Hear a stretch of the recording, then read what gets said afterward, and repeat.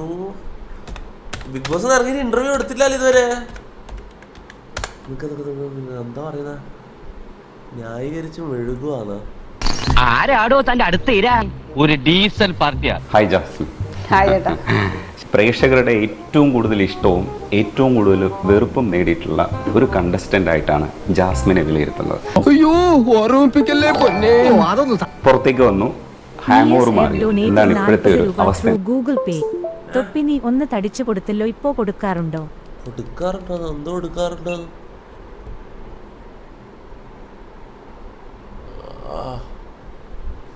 എന്താണ് മാനസികാവസ്ഥ? ഇനി എന്തെങ്കിലും അവിടെ പോയി ആ സ്ഥലങ്ങൾ കാണാൻ ഒരു അവസരം കിട്ടിയാ പോവോ? ഇല്ല. ഹാങ് ഓവർ മാറി വരുന്നു എന്നേ പറയാൻ പറ്റത്തുള്ളൂ. പോയോടത്തോളം മതിയായി, തടി ബാക്കിയായത് തന്നെ റബ്ബിന്റെ കാവല്. ചായയുടെ കേസിൽ ചായയിൽ തുമ്മിയിട്ട് ആ തുമ്മിയ സമയത്ത് പറയുന്ന ഡയലോഗാണ് ഒരുപക്ഷെ എന്നെ വേദനിപ്പിച്ചത്.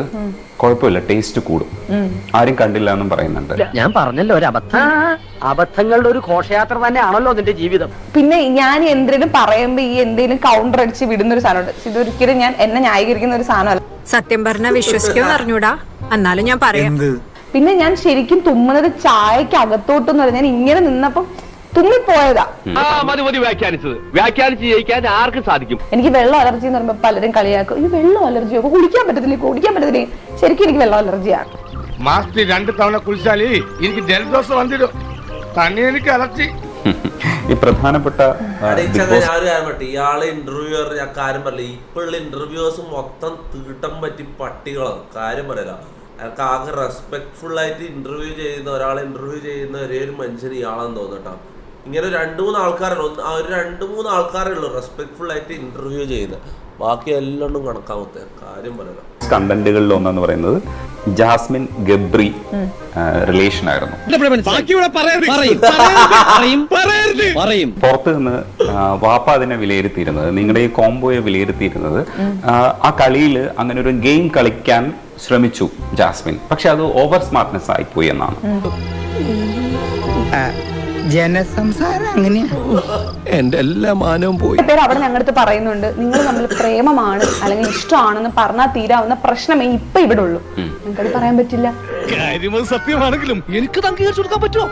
ഇതൊക്കെ കഴിയുമ്പോ, ഒരു സ്റ്റേജ് കഴിയുമ്പോ എനിക്ക് അറിയാൻ പാടില്ല, എനിക്ക് ഇവനോട് ഒരു ഇഷ്ടമുണ്ട്. ഞാൻ ആ ഇഷ്ടം പ്രേമമാണോ ഫ്രണ്ട്ഷിപ്പാണോ എനിക്ക് അറിയില്ല. നിങ്ങൾക്ക് എന്റെ പ്രശ്നം എന്താണെന്നറിയോ? എന്താണോ? തിന്നട്ടെല്ലിന്റെ കുത്തൽ. എന്റെ ചിന്തകളിൽ എനിക്ക് പറ്റിയ കുറച്ച് സാധനങ്ങളാണ് എനിക്ക് പറ്റിയത്. അതാണ് ഞാൻ പറഞ്ഞ എന്റെ തെറ്റ്. നിങ്ങൾ പറഞ്ഞത് ശരിയാണ്. 52 രൂപ ഉണ്ടായിരുന്ന കരിമീൻ ഇപ്പൊ 85 രൂപയാണ്.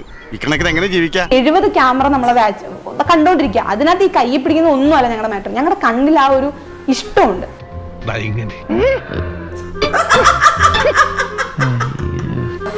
അത് എനിക്ക് ആ വീട്ടിൽ ആ സാഹചര്യത്തിൽ എനിക്ക് ഇഷ്ടമാണ്. എനിക്കറിയില്ല എന്തിന് നിനക്ക് ആ ഇഷ്ടം തോന്നുന്നു എന്ന് വെച്ചാൽ എനിക്കറിയില്ല.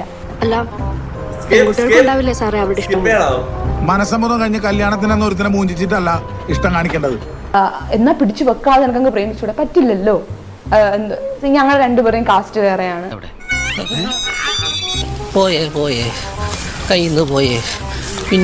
അല്ലെങ്കിൽ ഞങ്ങൾക്ക് വേറെ ഫാമിലി പരമായി വേറെ കുറെ മീൻസ് റിലീജിയൻ വേറെയാണ്. ഫാമിലി പരമായി ഞങ്ങൾക്ക് കുറെ ഇഷ്യൂസ് ആണ്.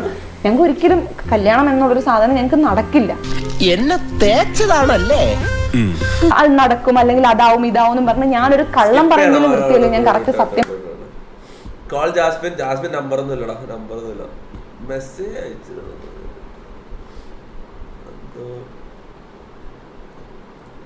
മെസ്സേജ് അയക്കാം നമുക്ക്. ജാസ്മിൻ മെസ്സേജ് അയക്കാം. ജാസ്മിൻ ജാഫർ എന്താ ലാസ്റ്റ് പോസ്റ്റ്?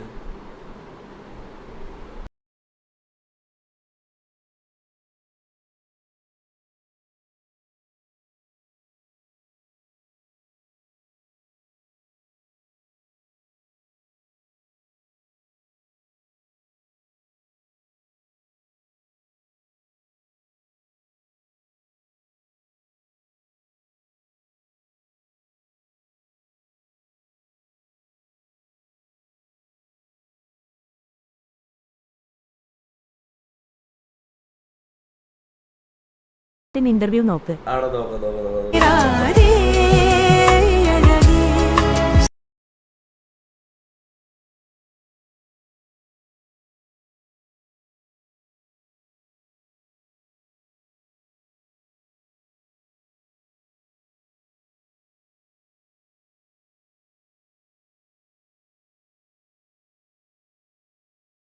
മെസ്സേജ് അയക്കണം. റീല് നോക്കട്ടെ.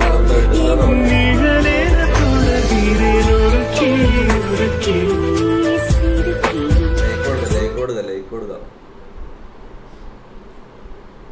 തവാ ബിരിയാണി വിളമ്പിയാലോ. ജാസ്മിൻ ഇപ്പൊ സിംഗിളാ, മനസ്സിലാവും. തവാ ബിരിയാണി വിളമ്പിയ ലൈക്ക് അടിച്ച് നോക്കാം.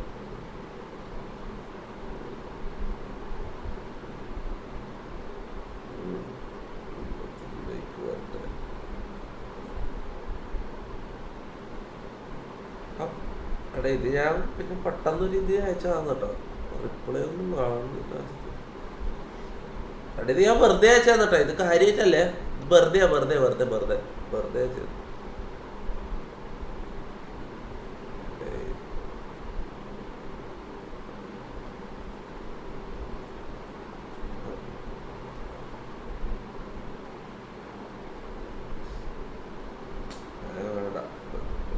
മാത്രം റിപ്ലൈ ആയിട്ട് എന്നിട്ട് ബാക്കി മതി. നോക്കാം.